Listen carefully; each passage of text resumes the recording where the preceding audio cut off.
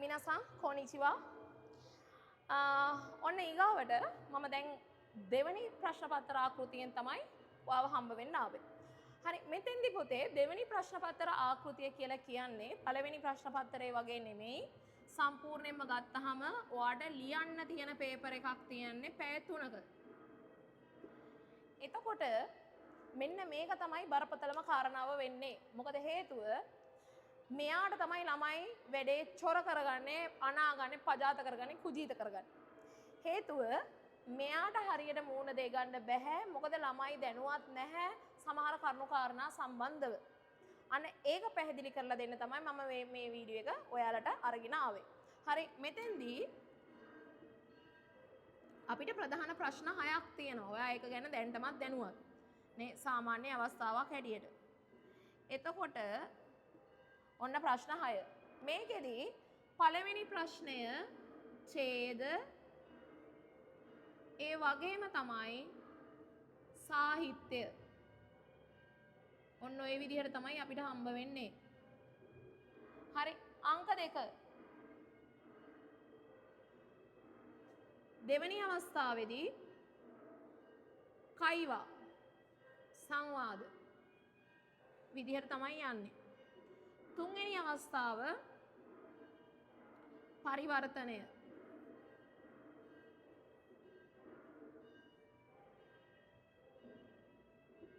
හතරවෙනි අවස්ථාව කංජි.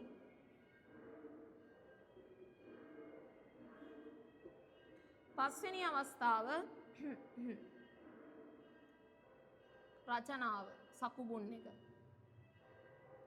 හයවෙනි අවස්ථාව මේකෙදී ව්‍යාකරණාශ්‍රය හරි වචන දැනුම ඊගාවට සංස්කෘතියත් එන්න පුළුවන්. හරි ඔය විදිහට මේක සම්පූර්ණ ෆුල් පැක් එකක් විදිහට තමයි 6 වෙනි ප්‍රශ්නේ හම්බෙන්නේ. දැන් මේවෙන් එකක්වත් අතාරින්න පුළුවන්ද? කිසිසේත්ම නැත. සියලු ප්‍රශ්න වලට පිළිතුරු සැපිය යුතුයි. ඒ වගේම තමයි අමතර විනාඩි 10ක්. අන්න ඒක හොඳට මතක තියාගන්න. අමතර විනාඩි 10.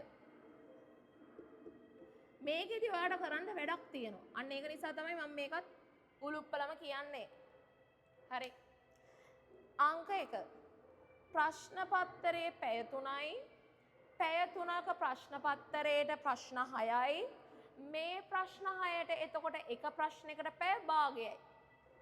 එතකොට ඔයා පැය භාගයක් ඇතුළත මේ අදාළ සියලු ප්‍රශ්න නිම කළ යුතුයි. ඒක කරන්න පුළුවන්ද කියන පොසිබිලිටි එක ගැන තමයි මට දැන් සැක. හරි ඒක මෙන්න මෙහෙමයි. කෙනෙක් ඔයා දන්නවා ඔයා දැන් මේ වෙනකොට වාර විභාග වලට මූණ දීලා තියෙනවා නේ. පෙරවරු ප්‍රශ්න පත්‍ර වලට මූණ දීලා තියෙනවා නේ. එහෙමත් නැත්නම් විභාග ප්‍රශ්නම නැවත කරලා ඔයා ටයිම් තියලා කරපු අවස්ථා ඇති. එතකොට මේ හැම කාරණාවකදීම ඔයාලට ප්‍රත්‍යක්ෂ වෙච්ච එක දෙයක් ඇති මේක මට හරියකට ටයිම් එකට කරගන්න බෑනේ. මට මේකෙදි කොහෙන් හරි කොහම හරි වෙලාව මදි වෙනවනේ. අන්න.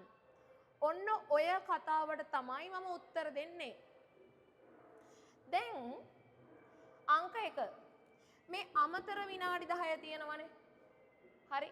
මේ අමතර විනාඩි 10 ඔයාට හම්බ වෙන්නේ ප්‍රශ්න පත්‍රයක් නෙමෙයි ප්‍රශ්න පත්‍ර පොතක්. නේ ඒ කියන්නේ මෙහෙම ඒක මහ ලොකු දෙයක් නෙමෙයි. ජපන් වල හැටියට ගත්තාම ප්‍රශ්න පත්‍රයේ හම්බ වෙන්නේ පොඩි පොත් පිංචක් වගේ තමයි සෙකන්ඩ් පේපර් එක හම්බ වෙන්නේ. ඒකට හේතුව තමයි ජපන් වල දැන් අපි මේක ගමුකෝ මීඩියා ප්‍රශ්න පත්‍රයත් එක මම සාමාන්‍යයෙන් දැකලා තියෙනවා මීඩියා පොලිටිකල් වගේ ප්‍රශ්න පත්‍ර ගත්තාම ඉතින් ලොකු ප්‍රශ්න පත්‍ර නෙමෙයි සාමාන්‍ය ප්‍රශ්න පත්‍ර. හැබැයි පුතෝ ලියලා කරලා එනකොට කොහමද? පතරංග ජාතකයේ වගේ තියෙනවනේ පත්‍රේ දාලා වගේ. නේ ලියලා කරලා එනකොට ඔක්කොම ටික අදාළ ප්‍රශ්න වලට රචනා පිළිතුරු ලිව්වට පස්සේ ජපන් වල එහෙම රචනා පිළිතුරු අනම්මනම් කතන්දරයක් නැහැ. ඒ කියන්නේ බඩවැල වගේ ලියන්න ඕන කාරණා නැහැ. තියන්නේ අහලා තියෙන ප්‍රශ්නෙට උත්තරේ සපයන්න.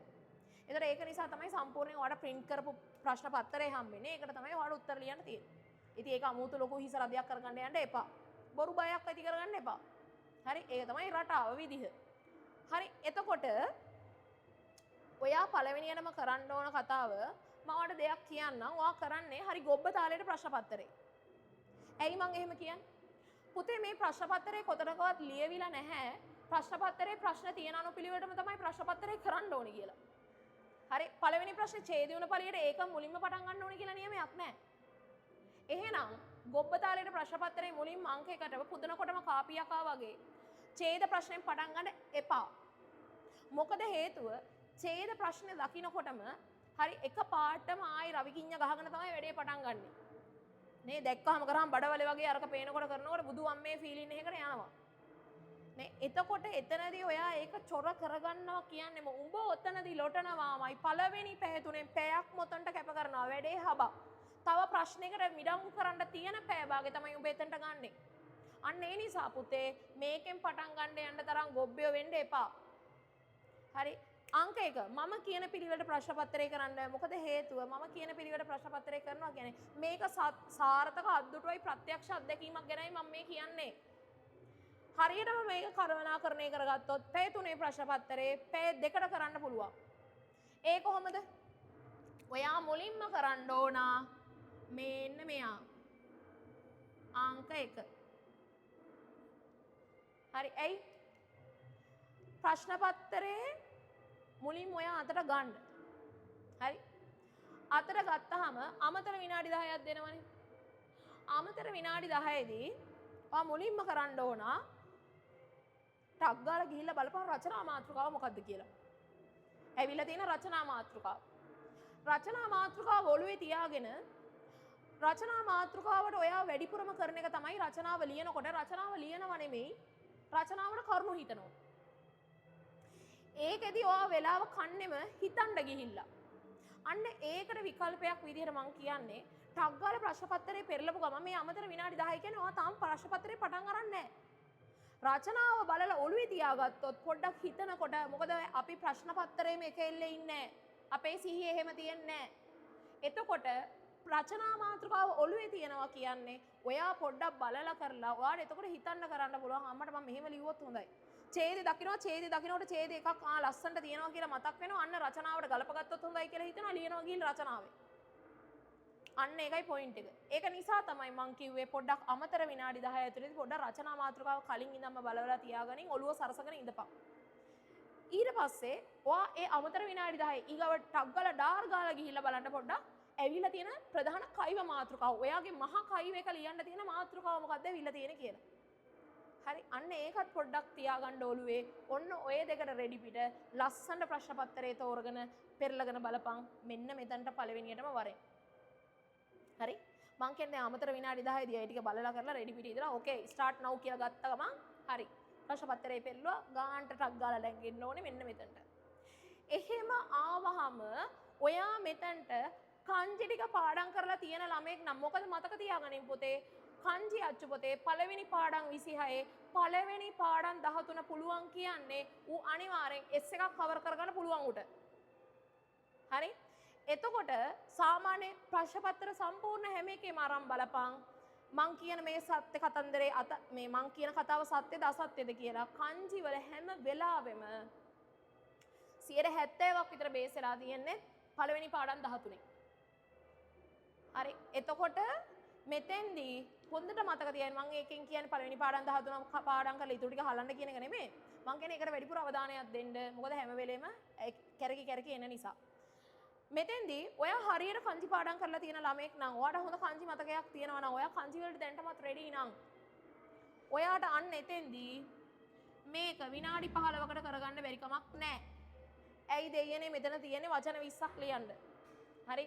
එතකොට මේ වචන ටික ඉවරයක් කරගන්න පුළුවන්. සාමාන්‍යයෙන් හරියට කංජි ටික පාඩම් කරලා තියෙන ළමයෙක්ට මේ විනාඩි 15ක් යන්නේත් නැහැ. එතකොට මේ අදාළ කාරණාවට විනාඩි 15ක් විතරක් විනංගු කරලා ඉතුරු විනාඩි 15 උඹ ඉතුරු කරගත්තොත් පොඩි වැඩක් තියෙනවා කරන්න. ඒක හැමම තියාගන්න. ඊගාවට ඔයා අංක 2ට අත ගහන්න ඕන මේන්න මේ පරිවර්තනය කොටසට. ඇයි මං එහෙම කියන්නේ?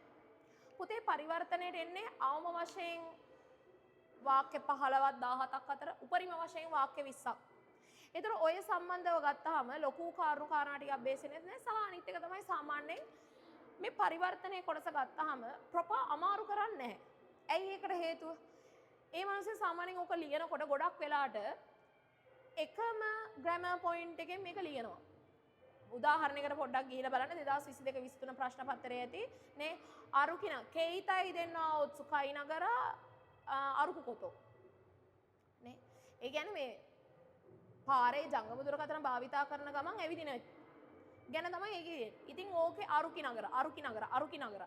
කී පාරක් තියෙනවද කියලා පොඩ්ඩක් ගැනලා බලපන්කො මම කියනවා රාසාවට. හරි ප්‍රශ්න පත්‍රයේ කොහොමද රටාව තියෙන්නේ කියලා.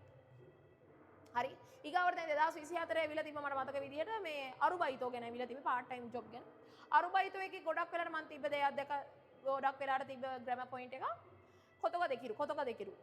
නේ කරන්න පුළුවන් කියලා. ඉතින් එතකොට මෙතන මේ අනිත් එක මතක තියෙන පරිවර්තනයක් කරනකොට හොඳ ලිඛිත භාෂාවෙන් ස්ටෑන්ඩඩ් ක්වොලිටි සිංහල පාවිච්චි කරන්න සහ අනිත් එක තමයි මෙතන පරිවර්තනය හරියට ග්‍රහණය කරගන්න පුළුවන් මේක විනාඩි 15ට ඔයා රෙඩි වුණොත් ඒකට තාම ශක්්‍යතාවක් නැත්නම් හැකියාවක් නැත්නම් ඒක ඇති කරගන්න පොඩ්ඩක් නිහොංගෝ ෂෝහෝ එක හරි ඊගාවට සම්පූර්ණයෙන් 2019 ඉඳලා 25 වෙනිදා ප්‍රශ්න පත්‍ර වල තියෙන ඡේදේ ඊගාවට මේ පරිවර්තනේ ඒවා ට්‍රාන්ස්ලේට් කරන්න හරි ඔය සම්බන්ධව කරුණු කාරණා ගත්තාම ප්‍රගුණ වෙන්න තරමට තමයි පරිවර්තනයට යන කාලේ අඩු වෙන්නේ. ඔයා ප්‍රගුණ වෙන්න ඕන, ඔයා ප්‍රැක්ටිස් වෙන්න ඕනේ. මේක නිකන් ප්‍රාතිහාර පානවා වගේ කරන්න පුළුවන් දෙයක් නෙමෙයි. එතකොට ඒක. එතකොට බලපම් පුතේ තුන්වෙනි ප්‍රශ්නේ හතරවෙනි ප්‍රශ්නේ තමයි ඔය ආත තියලා තියෙන්නේ. ඒක පළවෙනි පැය භාගය ඇතුළත ඔයා ඉවරයක් කරගත්තා කියලා කියන්නේ ඔයා එතනම දිනු. ඇයි? පළවෙනි පැය භාගය ඇතුළත ඔයා මේ ප්‍රශ්න පත්‍රයේ ප්‍රශ්න දෙකක් ඉවර කරගෙන ඉවරයි. තව ප්‍රශ්න හතරයි තියෙන්නේ. හරි. එතකොට ඒ ප්‍රශ්න හතරට තමයි ඔයා පැය දෙකමාරකින් මුහුණ දී යුත්තේ.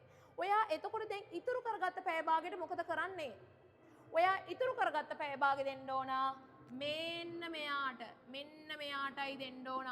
මොකද මෙයාගේ ඡේද කතන්දරේ කියවන්නම පොඩ්ඩක් කේෂ්. නේ අන්න ඒක ඔයා මිඩංගු කරන්න ඕනේ මෙන්න මෙයාට. දැන් තාම මං එයාට අත ගහන්න කිව්වේ නෑ. මං ඒ පැය භාගය එයාට දෙන්න කියලා විතරයි කිව්වේ. හරි? ඔයා ඊගාවට අත තියන්න ඕන කාරණාව තමයි මෙන්න මෙයා. 3. මොකද හේතුව කයිව එක කියලා කියන්නේම ඔයාගේ ප්‍රශ්න පත්‍රයේ වැඩිම ලකුණු තීරණය වෙන තැන. ප්‍රශ්න පත්‍රයේ ලකුණු 200යි ලකුණු 200න් 4න් එකක් ලකුණු 50ක් තීරණය කරන කෙනා තමයි මෙයා කයිවා. අනිත් එක තමයි කයිවා වලට අනවශ්‍ය බියක් ඇති කරගන්න යන්න එපා. ඇයි? හේතුව හිස්තැන් සම්පූර්ණ කරන්න තියෙන කයිවාව එකට ඔයා බලන්න ඕන ඔයා මුලින්ම තියන්නේ කයිව එක ගත්තාම කයිව එක පොඩ්ඩක් A to Z කියවපන් මුලින්. ඊට පස්සේ බලපන් රූප ටිකක් එහෙම දීලා තියෙන්න පුළුවන්. අන්න ඒවේ කීවර්ඩ් පොඩ්ඩක් බලපන්. ඒක S2 කටේ දාගෙන ඊට පස්සේ වෙන රෙද්දවල් ලිව්වයි කියලා ලකුණු හම්බෙන්නේ නැහැ. හරි. එතකොට ඔය ටික හරියට ග්‍රහණය කරගෙන පළවෙනි ප්‍රශ්නේ තියෙන්නේ ප්‍රශ්නයක් නම් හිස්තැන තියෙන්නේ උත්තරයක් වෙන්න ඕනනේ. එතකොට ඒකට පස්සේ තියෙන්නේ මොකද්ද කියලා පොඩ්ඩක් බලලා අදාළව ගලප ගන්න ඕන මුලින්ම අපිට ලියන්න තියෙන ප්‍රශ්නයක්ද උත්තරයක්ද කියන එක. ප්‍රශ්නෙට ප්‍රශ්නයක් ලියලා හරියන්නේ නැහැ නේ බා. ඒතර ඒක හරියට ගලපලා අදාළ එතනට වචනයක් ලිව්වත් ඔයාලට ලකුණු හම්බ වෙනවා. දැන් උදාහරණයක් විදියට දානවා හිස්තැනක් තියෙනවා. කඩේකට ගිහින් තියෙන්නේ. හරි මේ පෙට්ටි කඩේකුත් තියෙනවා පොඩියට පළතුරු එහෙම ටිකක් දාලා හිස්තැනක් තියෙනවා. රින්ගෝ දෙස්කා නේ ඉක්කෝ 100 円です. එහෙනම් උඩ තියෙන හිස්තැන වෙන්න ඕන මොකද්ද? නේ දීලා තියෙන උත්තරයක්. මේ ඇපල් ගෙඩියක් N100යි. එහෙනම් ප්‍රශ්නේ අහන්න ඕනේ මොකක්ද? අනිවාර්යෙන් අහන්න ඕනේ මිල කීයද කියලා. ඒකටනේ එතකොට උත්තරේ ගැලපෙන්නේ. නේ? එතකොට ඉකුරා දෙස්කා කියලා ලිව්වත් ඒක තමයි උත්තරේ. ඔයා එතන අනවශ්‍ය විදියට සමහරක් ළමයිගේ ඔළුව වල තියෙනවනේ මිත්‍යාවක්. අම්බෝ මේ හිස්තැනට අදාළව දියන්න ඕනේ එහෙනම් දිගේ හැල්ලා. එහෙම එකක් නෑ. අදාළ අවස්ථාවේ නිවැරදි පිළිතුරු ලබා ගැනීම විතරයි ප්‍රමාණවත් වන්නේ. ඒක එකක්. අනිත් එක තමයි පුතේ මහා කයිව එක තියෙනවනේ. ඒ මහා කයිව එකට එයා දීලා තියෙනවනේ ප්‍රොපා මෙන්න මේ කරුණු වලට ඉන්ක්ලූඩ් කරලා ඔයාගේ කයිව එක ලියන්න කියලා. එතකොට ඒ අදාළ පොයින්ට් වලට විතරයි ඔයා ලියන්න පුළුවන්කම තියෙන්නේ. වෙන අනවශ්‍ය වැල් වටාරම් වලට යන්න එපා. සහ අනිත් එක තමයි අකුරු පැහැදිලිව ලියපන්. හරි? ඒත් එකම සමහරක් කෙනෙක්ට තියෙන්න පුළුවන් ප්‍රශ්නයක් සෙන්සි අපි මේක ලියන්නේ පෑනෙන්ද පැන්සලෙන්ද කියලා. හරි? ඔයාට ෂුවර් නම් පෑනෙන් ලියන්න. හැබැයි පුතෝ මම කියන විශ්වාසය හැටියට ගත්තම උඹට රජයෙන් දෙන්නේ එක ප්‍රශ්න පත්‍රයයි. එතකොට උඹ ඒකේ රචනා කොලේ කහගන්න බෑ. ඒකේ පෑනෙන් ලියලා අන්තිමට හත් තලාවක් කරගෙන ඊට පස්සේ ජීවිතේම පෑනෙන් ලියුණා වගේ තමයි. ඇයි ඒක ඊට පස්සේ ආයි මොනවා කරන්නයි කියලාද? ඒක නිසා HB2 මැපඩ් පැන්සලක්ම ළඟ තියාගනින් හොඳට ෂාප් කරලා රචනාව නම් පුතෝ ඒකට දීපන් තැන. මොකද හේතුව නැත්තම් නම් මේ ළමයිට ඉගෙන හදිසියෙ වැරදුනොත් මොකද කරන්නේ? විකල්ප නැහැ. හරි. ආයි කොටු කොලයක් ගහන් ආයි ලියන්න. ගොබ්බ වැඩ කරන්න එපා. මේ තියෙන එකත් අමාරුවෙන් කලබනාකරණය කරගන්න. ඔය කොටු වෙනදන් ඉඳපන් ඊට පස්සේ. හරි. ඒව බෑ. ඒක නිසා ඕකේ. එතකොට මේ කයිව එක කරන්නේ ඔන්න ඔය විදිහට. හරි. ඊගාවට ඔයා අත තියන්න ඕන කාරණාව වෙන්නේ දැන් මං ඔයාට මේ අමතර විනාඩි 10 ගැන කිව්වනේ. මේ අමතර විනාඩි 10 දී ඔයා ඔයාගේ රචනා මාතෘකාව දන්නවනේ.